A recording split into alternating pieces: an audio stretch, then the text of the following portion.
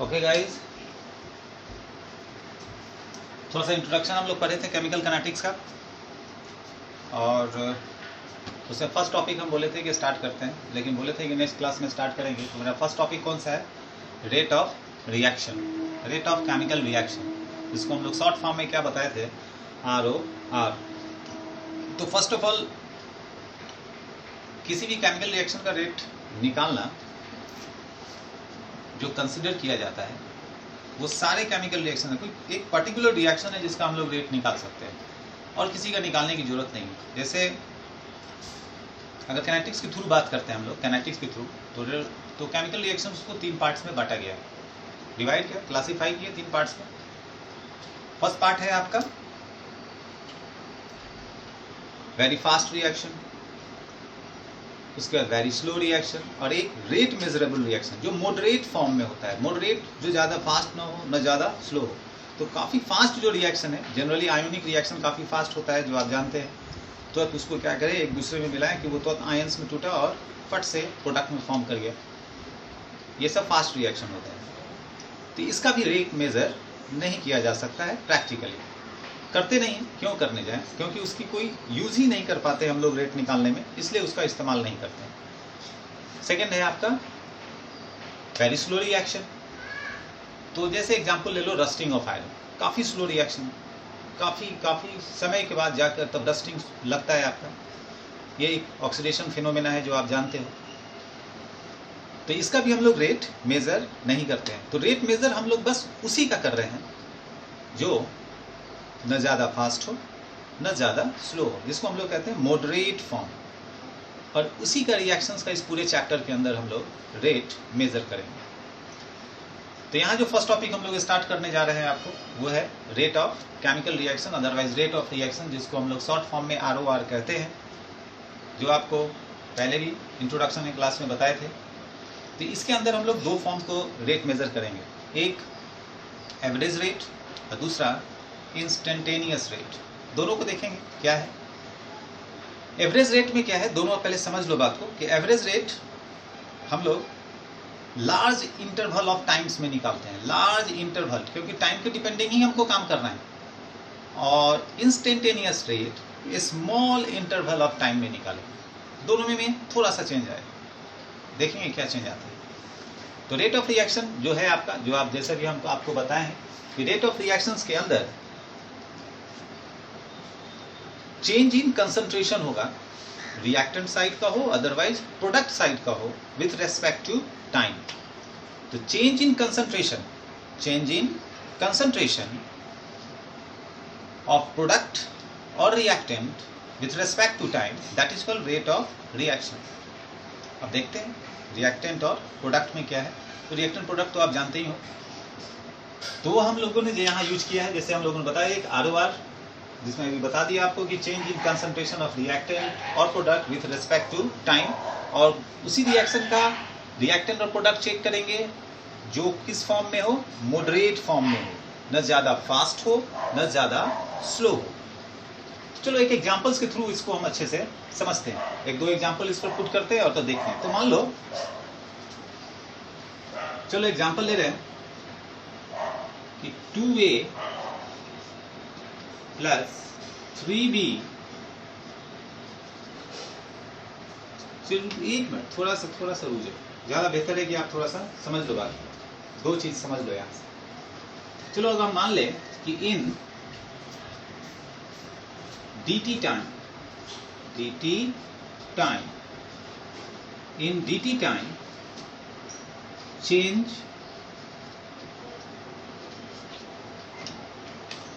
change in concentration of product, otherwise पहले reactant ही use करते हैं। Change in concentration of reactant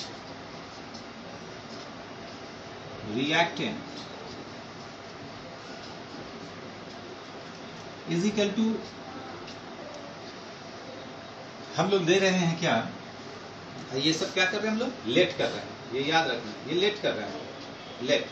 late in dt time change in concentration of reactant is equal to इसको हम लोगों ने लिख दिया minus DC, minus DC। DC मतलब D चेंज के लिए यूज कर रहे हैं और C आपका कंसंट्रेशन है।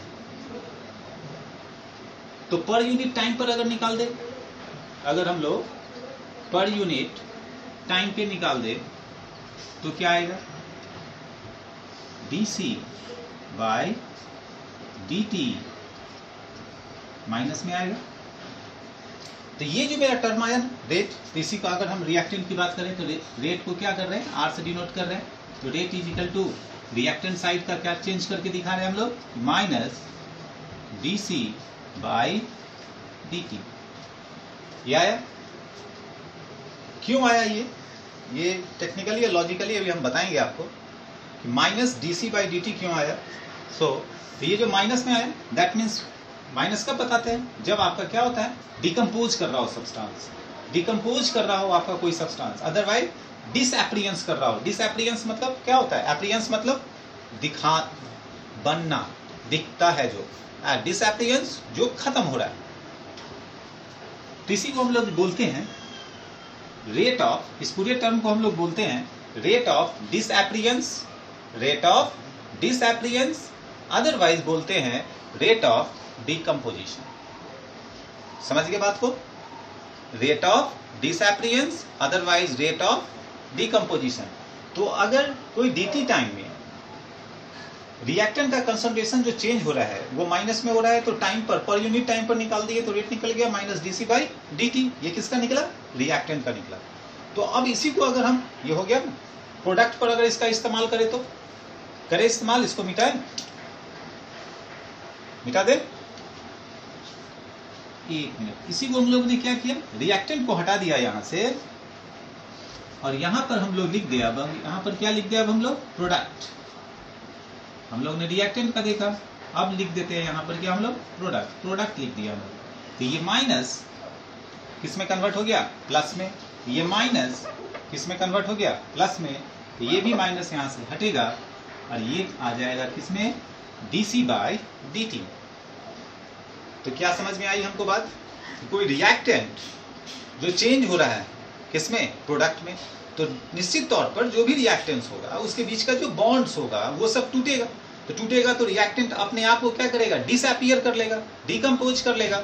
और जब डिकम्पोज करेगा तो जो उसका अपना था, जिस फॉर्म में जो अपना था वो तो खत्म होगा, तो वो खत्म हुआ तो वो चला गया माइनस में। अब प्रोडक्ट फॉर्म कर रहा है, अपीयर कर रहा है, तो वो आ गया किसमें, पॉजिटिव। समझ गए इसको अच्छे से। अब इसको हम लोग एग्जांपल के थ्रू समझ ले, ठीक, मिटाते हैं इसको। बस हमें और जगह बनाना चाहिए, ठीक, बनाए। अब हम लोग एग्जांपल्स लेते हैं, जैसे हम लोगों ने कहा। तो एग्जांपल ले, गौर से देखना, एक दो एग्जांपल, तीन एग्जांपल पुट करते हैं। एग्जांपल मान लिए कि 2A plus 3B gives to 4C। ठीक है, ये आपका रिएक्टेंट साइड है, ये आपका प्रोडक्ट साइड है। तो अभी हम लोगों ने रेट में क्या देखा, चेंजिंग कंसंट्रेशन, रिएक्टेंट का भी देखा, किस में जा रहा था, निगेटिव में। तो निगेटिव में जा रहा था तो क्या बता रहे थे, रेट ऑफ डिसएप्रियंस।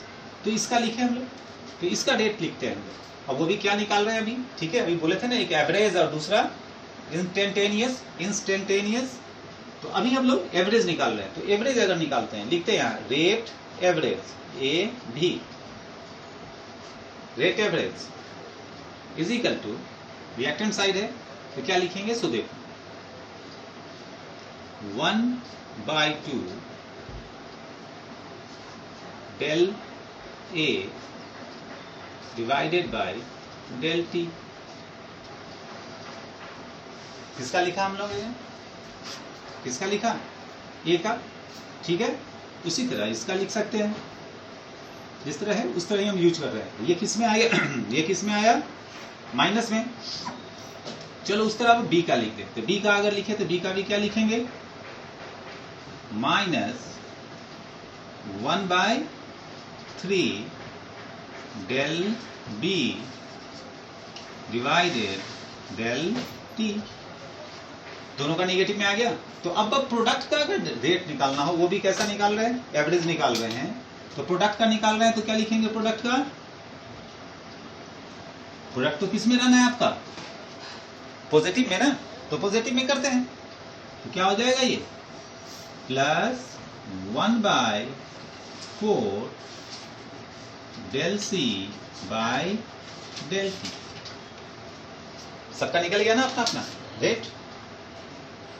तो रिएक्टेंट्स सिंपली सिर्फ काम करना है, एकदम इजी गौर तौर से समझना। जितना भी आपका स्टीरियोकेमेट्रिक कोएफिशिएंट इसका नाम देते हैं, यानी कि जो भी आपका मोल्स आप बैलेंस के लिए दिखाते हो, जो भी मोल्स दिखाते हो, तो रिएक्टेंट साइड में भी डिवाइड करेंगे और प्रोडक्ट साइड का प्रोडक्ट साइड में डिवाइड करेंगे। दूसरी बात कि अभी जैसे हम लोगों ने देखा कि रिएक्टेंट साइड निगेटिव है, डिसएप्रियंस होगा, और प्रोडक्ट साइड पॉजिटिव है, एप्रियंस होगा। दूसरा एग्जांपल लेके चलो, इसी को, ये था क्या? एवरेज। तो ये जब एवरेज निकालते हैं तो अभी क्या हम बोले थे इसके बारे में, एवरेज के बारे में क्या बोला अभी हमने? Large interval.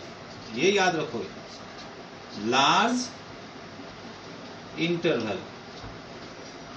Interval of time.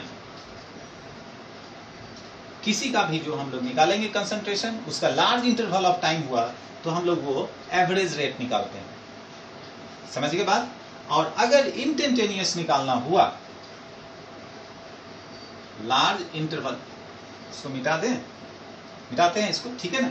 ये याद रखोगे, एवरेज निकालने के लिए large interval of time, large interval of time.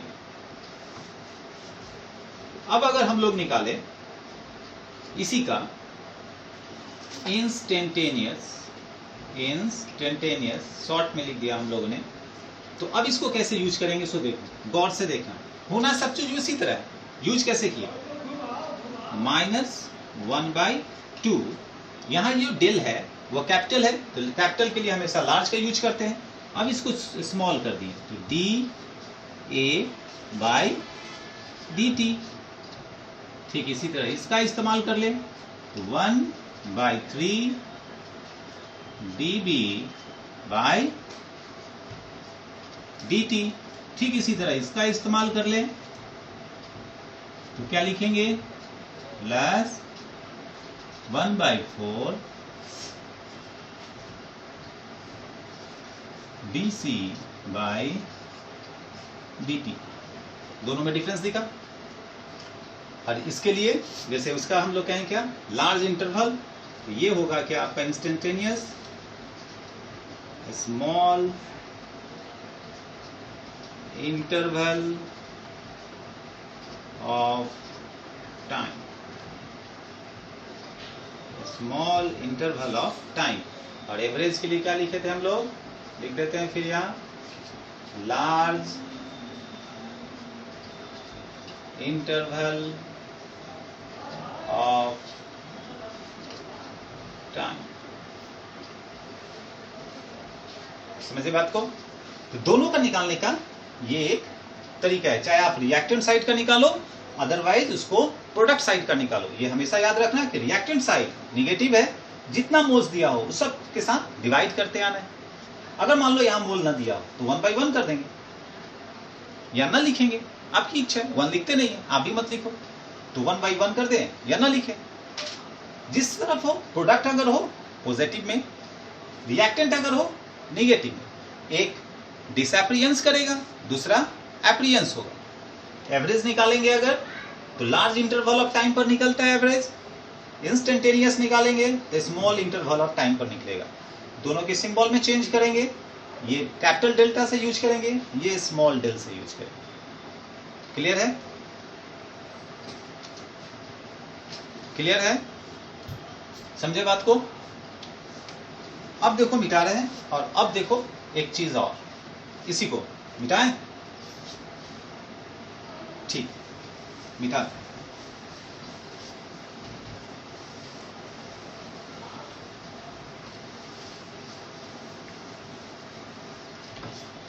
अब यहां पर भी जो बात आई, इसको हम लोग ग्राफिकल रिप्रेजेंटेशन से रिएक्टेंट और प्रोडक्ट दोनों का देखते हैं। ग्राफिकल रिप्रेजेंटेशन से रिएक्टेंट और प्रोडक्ट दोनों का चेक कर ले आ जाओ चेक कर लेते हैं। तो हम ये बनाएं, 1 मिनट देखो, गौर से देखो।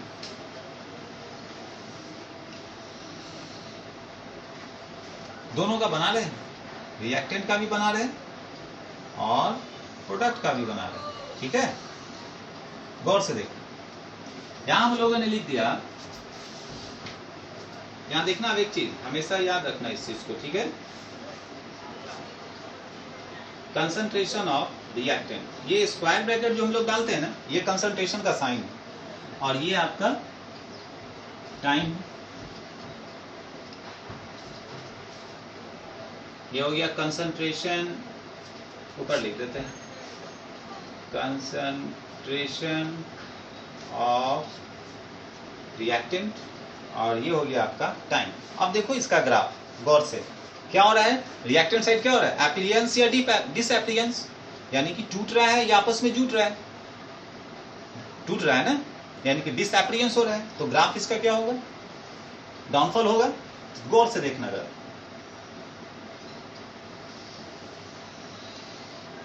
ये देखें, और यहां पर जो आपका मिड आया, ये एकदम इस जगह, गौर से देखे अगर तो इस जगह ये आया ना, यहां पे मिड में इसको मिला लिया, और ये जो यहां पर आके मिलता है, जहां से हम लोगों ने रिएक्टेंट साइड में लिखा है, ये इस दोनों के बीच का या इसका जो मिड से ऊपर का जो होगा पोर्शन, उस दोनों के बीच का डिफरेंस हम लोग चेक करते हैं। तो अब यहां से अगर हम लोग बात करें कंसंट्रेशन ऑफ रिएक्टेंट, और यहां से हम लोग अगर एवरेज बात करते हैं, तो यहाँ रिएक्टेंट लिखे तो हम लोग लिख सकते हैं आर एवरेज, क्या लिख सकते हैं, R average is equal to R2 minus R1 divided by T2, capital लिखा गया, कैपिटल T तो जानते हैं ना आप, टेम्परेचर के लिए, तो T2 माइनस T1 निकाल लिया एवरेज कंसंट्रेशन ऑफ रिएक्टेंट का, ये स्लोप से। अब यहां पर प्रोडक्ट के लिए निकालते हैं, यहां भी क्या कर दिए, टाइम, और ये क्या, यहां पर क्या हो गया आपका, ये हो गया आपका क्या, कंसंट्रेशन ऑफ प्रोडक्ट, इसको हम लोग क्या ले लिए यहाँ पे, P, ठीक है। ये हम लोगों ने निकाल लिया इसका, ठीक है। अब हम लोग निकाल रहे हैं किसके लिए, कंसंट्रेशन ऑफ प्रोडक्ट के लिए, और ये टाइम के लिए। तो अब इसका ग्राफ क्या होगा, ये तो बन रहा है ना, क्या हो रहा है, नीचे से बनते हुए ऊपर आ रहा है, दैट मीन्स क्या हो रहा है, ये तो टूट गया था रिएक्टेंट, अब ये टूटने के बाद प्रोडक्ट को क्या कर रहा है, आगे की ओर बढ़ा रहा है, दैट मीन्स अपर पार्ट। तो अब देखो इसका क्या जाता है,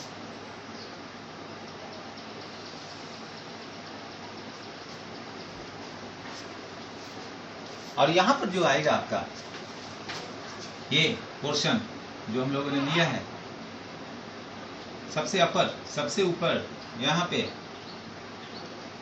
इसके साथ जहां पर मैक्सिमम आप देख सको, लार्ज इंटरवल जहां पर देख सको, एवरेज निकालने के लिए हम लोग क्या निकालना है, लार्ज इंटरवल। तो लार्ज इंटरवल टाइम का जहां हो, यहां से भी यूज कर सकते हैं लार्ज इंटरवल, समझ के बाद। तो ये जो हो, अदरवाइज यहां से यूज कर लो, ये सब लार्ज इंटरवल है। तो ये सब जब लार्ज इंटरवल है, तो स्मॉल इंटरवल कहाँ आएगा, यहाँ पे, यहाँ पे, समझ गया ना बात। तो यहां पर जब रेट एवरेज निकाले, एवरेज, तो आप यहां क्या लिख सकते हैं,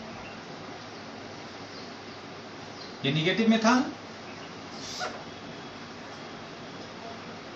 अब ये किस में आ जाएगा, पॉजिटिव में। तो क्या लिखेंगे, P2 माइनस P1। P का इस्तेमाल इसलिए कर रहे हैं क्योंकि ये प्रोडक्ट के लिए निकाल रहे हैं, R का इस्तेमाल इसलिए कर रहे हैं क्योंकि ये रिएक्टेंट का निकाल रहे हैं। वैसे आपका जो रिएक्टेंट प्रोडक्ट जो भी आपका सब्सटेंस दिया होगा, आप उससे निकाल सकते हो। तो P2 minus P1 divided by T2 minus T1 concentration के लिए स्क्वायर ब्रैकेट इस्तेमाल कर लेंगे। दोनों में देख लो एक चीज हमेशा याद रखना कि अगर क्वेश्चन ऐसा रहे, काफी सिंपल है नीचे का क्वेश्चन, सिंपल और नीचे का, कि अगर रिएक्टेंट साइड का कंसंट्रेशन का स्लोप पूछे तो स्लोप उसका किस में जाएगा, नेगेटिव में। प्रोडक्ट साइड का अगर स्लोप पूछे तो स्लोप किस में जाएगा, आपका पॉजिटिव में। क्योंकि इसके अंदर, इस चैप्टर के अंदर आपका स्लोप का काफी क्वेश्चन मिलेगा। आप धीरे धीरे जैसे चैप्टर के टॉपिक से घुसोगे ना, तो स्लोप के ऊपर, स्लोप के कंसंट्रेशन किसी का, रिएक्टेंट का, प्रोडक्ट का पकड़ेगा और कहेगा क्या स्लोप होगा विथ रेस्पेक्ट टू टाइम, फिर क्या स्लोप होगा विथ रेस्पेक्ट टू, जैसे कंसंट्रेशन में हम लोग बात किए थे, ऑर्डर ऑफ रिएक्शन, उसके। तो खैर आगे चलेंगे तो उस पर देखेंगे, और काफी सिंपल टेक्निक है, आराम से पकड़ लोगे। तो ये समझ के बात को अच्छे से, पहले कंसंट्रेशन ऑफ रिएक्टेंट डिसएप्रियंस होगा, निगेटिव में जाएगा। कंसंट्रेशन ऑफ प्रोडक्ट एप्रियंस होगा, किसमें जाएगा, पॉजिटिव में जाएगा। एवरेज निकालेंगे लार्ज इंटरवल पर, इंस्टेंटेनियस निकालेंगे स्मॉल इंटरवल पर। दोनों में ये चेंज है। अगर वहां पर अभी हम लोगों ने देखा रिएक्शंस में कि जितना उसका स्टीरियोकेमेट्रिक कोफिशिएंट जो मोल्स में हम लोग इस्तेमाल करते हैं, उतने से डिवाइड करते हुए आ जाएंगे, और जो भी क्वेश्चन है आप मेरा वो आराम से बन जाएगा। तो हम एक क्वेश्चन इसके ऊपर आपको समझाते हैं, ठीक है, एक क्वेश्चन से आप समझ जाओगे, उसके बाद देखते हैं। मिटाते हैं इसको।